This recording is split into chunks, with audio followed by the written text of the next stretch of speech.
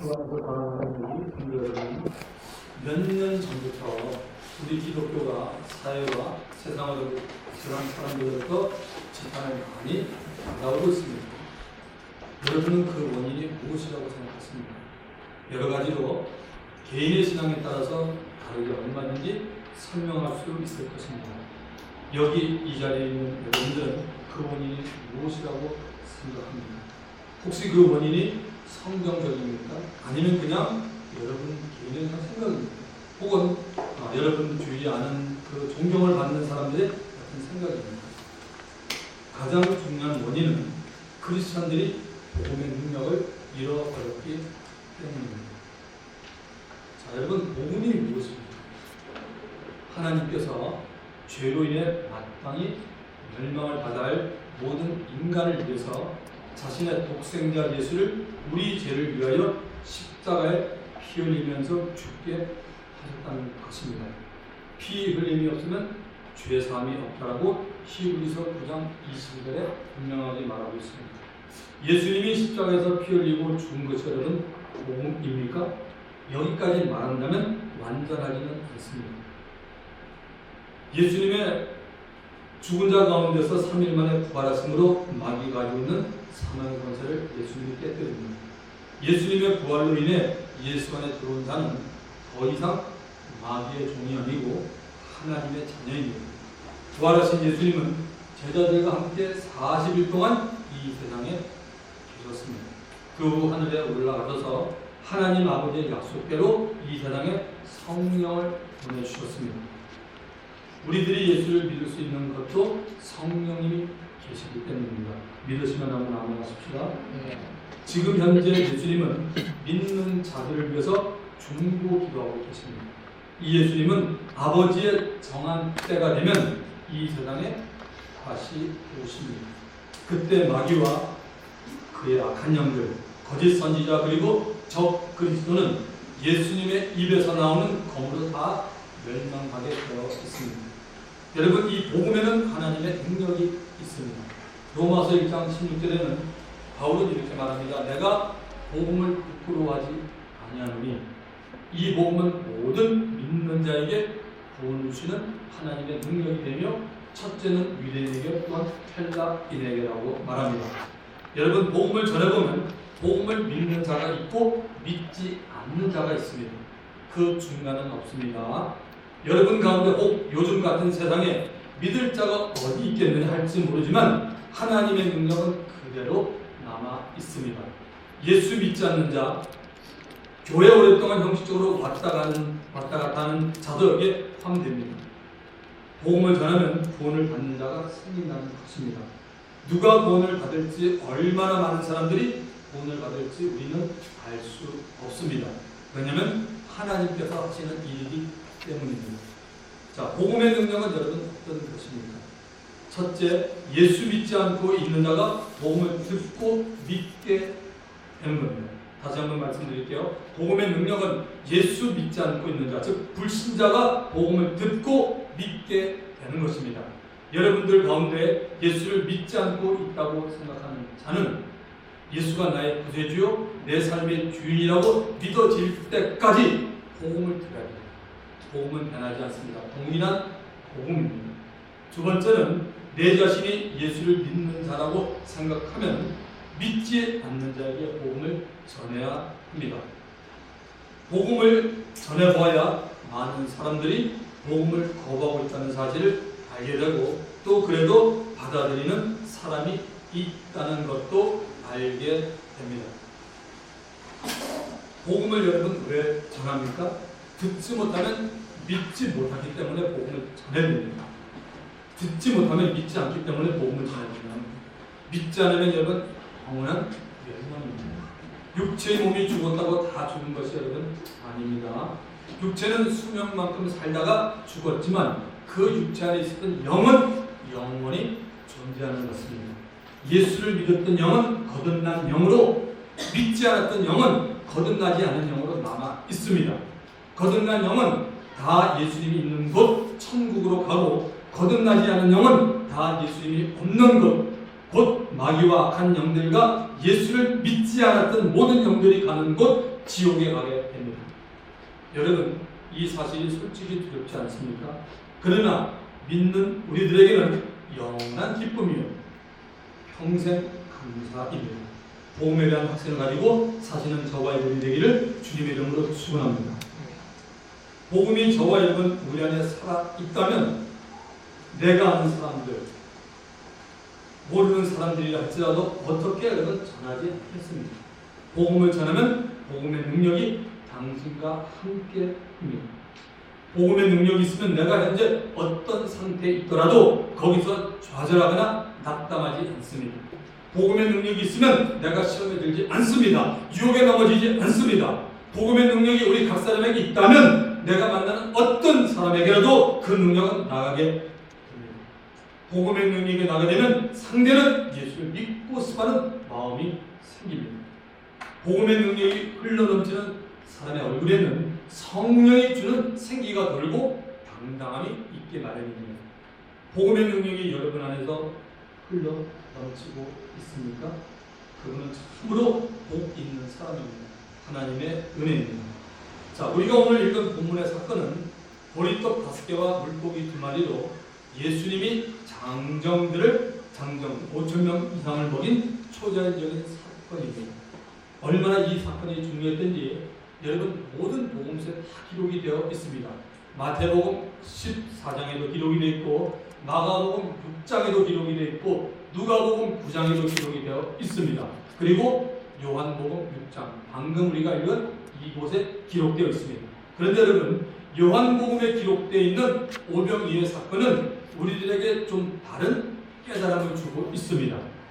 요한복음 6장 1절부터 4절까지는 사복음서의 똑같은 내용으로 말하고 있습니다. 요한복음 6장 5절부터 7절까지는 요한복음에만 나오는 내용입니다. 6절에 이렇게 말하죠. 이렇게 말씀하시면 친히 어떻게 하실 것을 아시고 빌립을 시험하고자 하십니다. 빌립을 시험하고자 하신 이 말을 근거로 저는 빌립을 테스트하는 예수라고 제목을 정했습니다. 여러분 1절 보고 왜 큰 무리가 예수를 따라 왔습니까?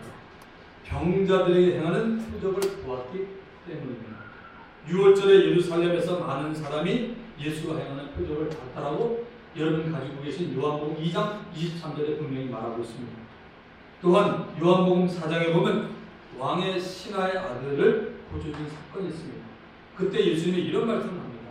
너희들은 도저히 나를 통해서 표적과 기사를 보지 않으면 도무지 너희는 안 믿는 거라고 주님이 요한복음 4장 48절에 분명히 말씀했습니다. 요한복음 5장에 가면 여러분 뭐가 나오죠? 베세다 연못이 나옵니다.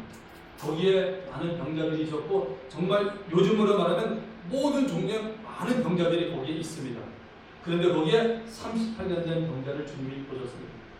거기에 있는 병자들은 가끔 가다가 하나님의 은혜 가운데 천사들이 내려서 그 연못을 갖다가 다 이렇게 동하게 만듭니다. 그러면 어떤 특혜냐면 누구를 만나면 먼저 그냥 퉁덩하는 사람, 먼저 난리를 났는지 먼저 들어간 사람은 어떤 병이든 낫습니다. 그러니까 거기 있는 사람은 다 알기 때문에 그 사람들은 항상 우리가 만약 거기 있는 사람이라면 어떻겠어요?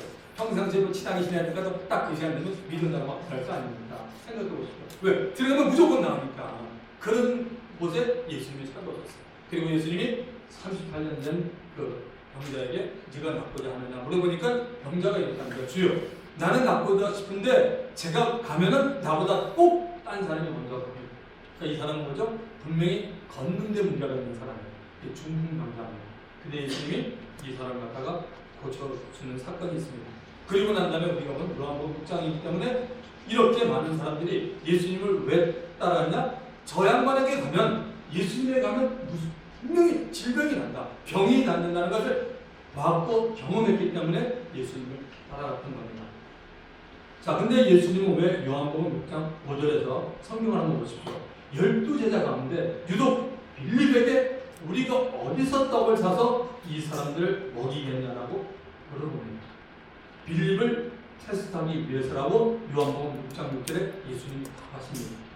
예수님은 빌립의 어떤 점을 테스트하고 싶어 했을까요? 바로 빌립의 믿음에 대해서입니다. 예수님은 빌립을 테스트하기 전에 이미 이 문제에 대한 해결책을 본인이 가지고 계셨습니다. 요한복음 6장 6절에 보면 이렇게 말씀하시면 친히 어떻게 할지를 예수님이 아시고 빌립을 시험 보자하십니다고 말합니다. 예수님이 보는 빌립은 어떤 믿음을 소유한 사람일까요? 예수님이 보는 우리 각 사람은 어떤 믿음을 소유한 사람일까요? 예수님이 보는 우리 세손이는 어떤 믿음을 소유했을까요? 예수님이 보는 우리 영환이는 어떤 믿음을 소유했을까요? 예수님이 보는 이성태 목사는 어떤 믿음을 소유했을까요? 저와 여러분, 우리 생각으로 빌립은 이런 믿음의 소유자라고 성급하게 단정짓지 마시기 바랍니다. 빌립은 부정적인 사람이야. 안드레는 긍정적인 사람이라는 선입감을 버리시기 바랍니다.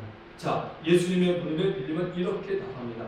요한복음 6장 7절 각 사람으로 조금씩 받게 할지라도 200데나리온의 떡이 부족하나이다고 분명히 자기의 의견 아이디어를 말합니다. 빌립은 어떤 근거나 데이터나 수치를 가지고 빌립이 계산해서 예수님에게 말한 겁니다. 지금 예수님을 따르고 있는 큰 무리가 어느 정도인지 빌립은 대강 수를 세웠습니다. 그리고 그 수에 한 끼 음식의 비용, 체제의 비용을 곱했습니다. 그 금액을 당시 노동자가 하루에 버는 일당이 뭐냐면 1데나리온입니다. 요즘 말은 한 10만 원 정도 되나 평균하면 하이 칼라는 더 많이 받겠지만 우리가 노동한 자라면 한 10만 원을 받지 않겠습니까? 그랬더니 얼마가 나냐면 200데나리온이 나옵니다. 그러니까 10만 원 자면 2천만 원이 나온 겁니다. 큰 무리가 한 끼를 먹는데 근로자 한 사람이 200일 동안 한 사람이 200일 동안 벌어들인 수입만큼 비용이 된다는 겁니다. 그러니까 빌립은 요즘으로 말하면 예수님 2천만 원이 있으면 이 무리들을 좀 싼 거를 먹이겠다고 얘기하는 겁니다. 점심도 보면 그렇잖아요. 그죠?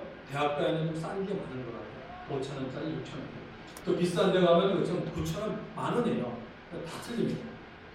근데 어쨌든 빌립은 싼 거를 계산을 합니다. 이제 여기서 우리들이 빌립이 어떤 사람인지 생각해 보십시오. 자, 여기부터는 우리 청년들이 정말 잘 좀 들었으면 좋겠어요. 제 원고도 그렇게 써놨어요. 이렇게. 빌립은 아주 이성적이며 숫자에 대한 계산이 빨랐던 사람입니다. 빌립은 나름대로의 최소의 비용으로 최대 효과를 보려는 생각을 가졌던 사람입니다. 이런 사람은 어느 공동체도 꼭 필요한 사람입니다. 그래서 예수님의 12제자 가운데도 빌립이 포함되어 있었는지 모르겠습니다. 이왕 예수님의 12사도 가운데 한 사람인 빌립에 대해서 살펴보고 있으니 성경 안에서 그와 관련된 내용을 한번 우리가 찾아가 보십시오. 언제 이 빌립이 성경에 처음 등장합니까? 요한복음 1장 43절 44절에 등장합니다. 여러분 성경을 볼 수 있으면 펴보시면 됩니다. 요한복음 6장을 보시고 있지 않습니까? 요한복음 1장 43절 44절에 보면 이튿날 예수께서 갈릴리로 나가려 하시다가 빌립을 만나 있을 때 처음 나옵니다. 빌립이라는 사람이. 그리고 주님이 다짜고짜 이 친구에게 나를 따르라고 말합니다. 그리고 그 다음 절은 빌립은 안드레와 베드로와 한 동네 베세다 사람이라고 알려줍니다. 예수님이 공생애를 시작하면서 제자들을 뽑고 있었습니다. 예수님의 눈에 안드레와 베드로와 한 동네 사람이었던 빌립이 비춰졌고 예수님은 자기를 따라오라고 빌립을 불렀고 빌립은 예수님을 따라가게 됩니다. 그 빌립은 자기의 절친, 친한 친구였던 나다나엘을 예수께로 데려오게 됩니다. 빌립은 예수님에게 풍겨나오는 권위와 인자심과 따뜻함에 끌려간 것입니다. 자, 여러분 요한복음 12장에 가보시면 이것도 참 중요한 말씀이에요. 요한복음 12장에 가보시면 6월절 명절날에 헬라 사람 몇 사람이 예배하러 예루살렘에 갔습니다. 그리고 그 헬라 사람 몇 사람이 그 갈릴리 베세다 사람 빌립에게 이렇게 말합니다. 친구 빌립, 우리가 여기 예배드리러 예루살렘 왔는데 너희가 말하는 예수를 우리가 좀 만났으면 좋겠어. 예수 좀 만나게 해줄래? 그렇게 말합니다. 그런데 빌립은 예수를 만나고 싶어하는 헬라인들의 요청을 스스로 결정을 못합니다. 요한복음 12장 22절을 보십시오. 아주 중요한 말씀이 나옵니다. 요한복음 12장 22절 빌립이 안드레에 가서 말하고 안드레와 빌립이 예수께 가서 연순이라고 기록되어 있습니다. 무슨 얘기냐면 빌립은 자기가 바로 예수님에게 예수님 지금 저기 있는 헬라 사람들이 주님을 보기를 원합니다라고 얘기를 해야 되는데 그렇게 하지 않고 어떤 사람을 통과해요. 빌립이 안드레에 가서 말하고 안드레와 빌립이 예수께 가서 주님이라고 되어 있습니다. 안드레에게 먼저 말을 한 후 예수께 가는 모습을 보니 예수께 리더로 인정을 받지 못한 듯한 인상을 남기게 됩니다. 빌립은 영적인 리더십이 2% 부족한 것 같은 느낌을 주고 있습니다. 자, 또 여러분 이제 요한복음 14장을 가보십시오. 중요한 얘기들이 나옵니다. 요한복음 14장에 가보시면 빌립이 예수님에게 아주 황당한 엉뚱한 질문을 합니다. 요한복음 14장 8절 요한복음 14장 8절 빌립이 이르되 예수님에게 주여 아버지를 우리에게 보여주옵소서 그러면 제가 만족하겠습니다. 족하겠나이다. 여러분 우리들도 가끔 전도하다 보면 하나님을 보여주면 믿겠습니다 하고 말하는 사람들이 가끔 있어요. 혹은 여러분 가운데도 지금도 하나님을 내 육신의 이 눈으로 보기만 해준다면 더 잘 믿고 충성하겠습니다 라고 말하는 분은 혹시 안 계신가요? 여기에 대한 예수님의 답변을 들어보십시다. 요한복음 14장 9절에 예수님이 이렇게 말합니다. 내가 이렇게 오래 너희와 함께 있으되 한 3년 정도 있었 땡땡 겁니다. 있으되 네가 나를 알지 못하느니 나를 본 자는 아버지를 보았거늘 어찌하여 아버지를 보이라고 하냐고 주님이 말씀합니다. 하나님 아버지를 보여주기 싫어서 예수님이 빌립에게 한 말이 아닙니다. 하나님은 여러분 어떻게 돼요? 영입니다. 요한복음 4장 24절은 God is Spirit. 하나님의 영이기 때문에 볼 수가 없어요. 혹시 여러분 가운데 바람을 보시는 분 있나요? 지금 여기 선풍기 바람이 분이 여러분 바람을 볼 수 있는 분 있나요? 대단하신 분입니다. 바람은 안 보입니다. 근데 분명히 바람이 부는 느낍니다. 왜냐면 여기 되면 날아갈 겁니다. 움직입니다. 바람. 그런 것처럼 하나님은 하나님의 인격을 가지신 분인데 전능자신데 하나님은 보이지 않는다는 것입니다. 그래서 예수님이 육체의 몸을 입고 온 자신을 본 자는 하나님 아버지를 봤다고 말하는 겁니다. 삼위일체 하나님의 신비스러운 조화입니다. 예수님이 계속해서 빌립에게 이렇게 말씀합니다. 요한복음 14장 10절 빌립아 내가 아버지 안에 거하고 아버지는 내 안에 계신 것을 네가 믿지 아니하느냐. 와, 굉장히 영적인 말이죠. 이런 말을 그러니까 내가 아버지 안에 있고 네가 지금 보이는 아버지 안에 있고 아버지가 내 안에 계신 것을 너는 믿지 않느냐고 말합니다. 빌립은 눈에 보이는 것을 믿으려고 했고 보이지 않는 영적인 것에 대해서는 잘 몰랐던 중입니다. 이제 빌립에 대해서 정리를 한번 해드리겠습니다. 첫째, 빌립은 예수님에게 풍겨나는 권위와 인자심과 따뜻함에 끌려갔던 자입니다. 두 번째, 빌립은 이론과 수치아주 탁월했던 자입니다. 그 사람을 보고 이 정도면 우리는 아까 제가 말씀드린 대로 돈이 어느 정도면 되겠다라고 얘기했던 자 아닙니까? 세 번째, 영적인 리더십이 2% 부족한 것 같은 사람이었습니다. 또한 빌립은 눈에 보이는 것을 믿으려고 했고 보이지 않는 것에 대해서는 잘 몰랐던 자입니다. 빌립은 이런 사람이었다고 볼 수 있습니다. 말로 설명할 수 없는 압도적인 예수님의 권위에 끌려갔고 그 후 자신의 강점인 이론과 수치의 탁월함을 드러내었지만 영적인 공동체에서는 믿음의 분량이 적었던 자입니다. 이 빌립은 예수님이 친히 뽑으신 12사도 가운데 한 사람이었습니다. 그래서 제가 청년들에게 잘 들으라고 한 겁니다. 자, 빌립이 어떤 사람인지 우리들은 성경을 통해서 분명히 알게 되었습니다. 이러한 빌립을 예수님이 테스트합니다. 우리가 어디서 떡을 사서 이 사람들로 먹이겠냐 하시니 이에 빌립이 대답하지요.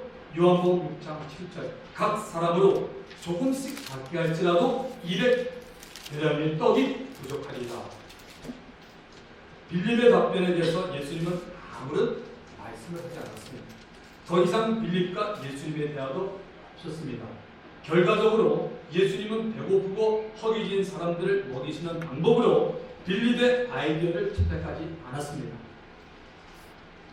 예수님을 머리로 두고 예수님에 대하여 바른 신앙 고백을 하는 사람의 모임을 우리는 church, 교회라고 말합니다. 그랬어요. 교회라고 말합니다. 교회에서 행해지는 일 가운데는 우리들의 이론과 지식과 머리로 될 수 없는 일들이 있습니다. 바로 영적인 일들입니다.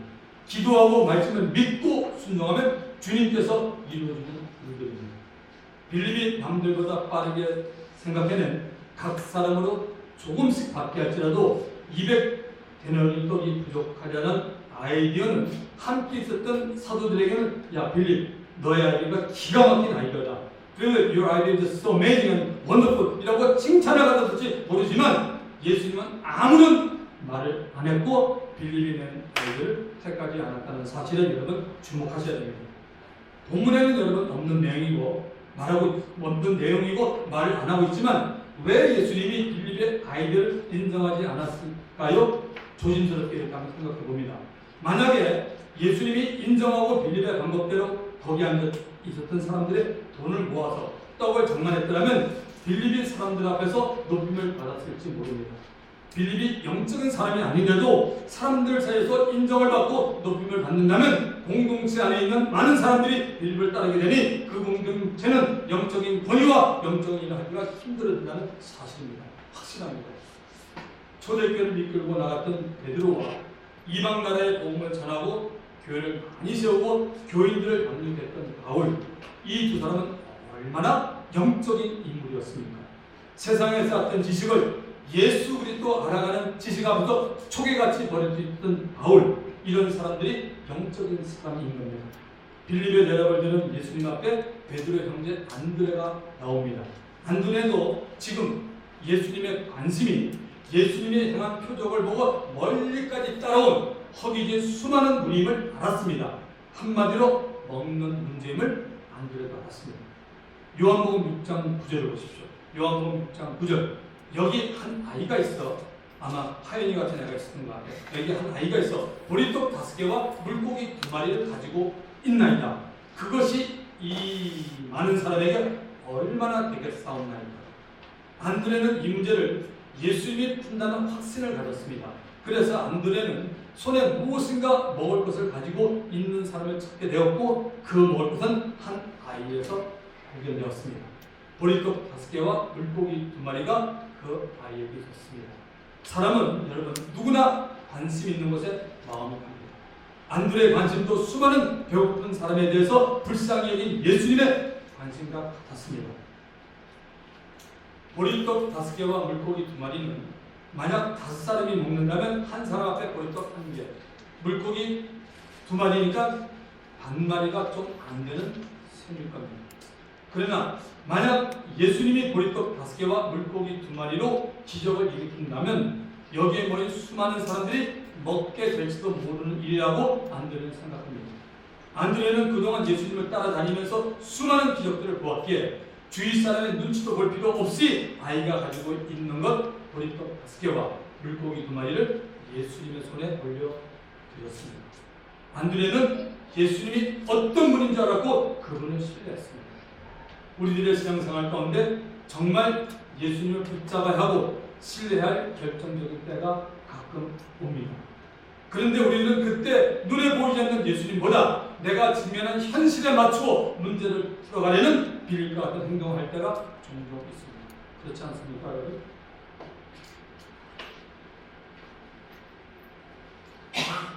안드레는 믿음의 사람이요 영적인 사람이었습니다. 내가 할 일과 예수님이 할 일을 알았던 겁니다. 주 안에서 사랑하는 성도들은 말씀을 이제 마치려고 합니다.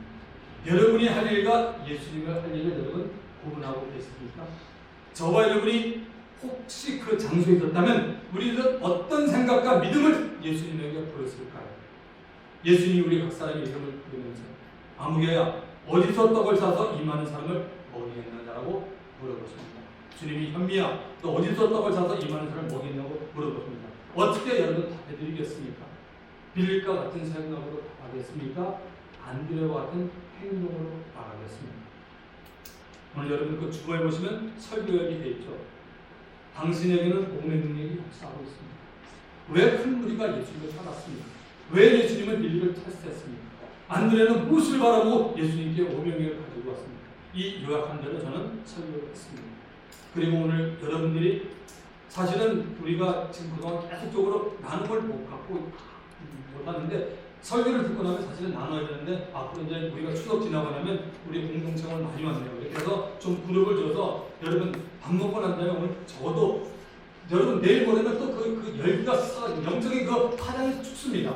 여러분 식사하고 난 다음에 그룹끼리 이렇게 만들어서 꼭 뭐 나이는 상관없이 젊은 사람은 젊은 사람끼리 모일 거 아니라 또 이렇게 해서 여러분이 그냥 30분, 한 50분씩 이렇게 해가지고 대화를 나누면서 그러면서 보면 만약 나에게 복음의 능력이 없다면 그 이유를 나누고 싶어. 뭐 이게 얼마든지 얘기할 수 있잖아요. 난 이거 일 때문에 사실 집사님 나는 요즘 복음의 능력이 없습니다. 12사도 가운데 한 사람이었던 빌립에 대해서 어떻게 알고 있습니까? 오늘 목사님 설교를 듣기 전에 나는 빌립은 그냥 사람들이 얘기하는 것처럼 빌립은 부정적인 사람 이렇게 알았는데 오늘 성경을 보니까 사실은 그렇지가 않고 이런 사람이었구나 하는 걸 알지 않습니까? 왜 예수님이 빌립을 테스트했습니까? 빌립과 안드레의 믿음의 차이에 대해서 나누면 얼마나 좋겠습니까? 자, 우리 이 시간 들은 말씀을 한번 기억하면서 성령께서 우리 각자는 준 깨달음이 분명히 있을 겁니다. 그 깨달음을 잡고 우리 주님 한 분 부르고 통성하게 됩니다.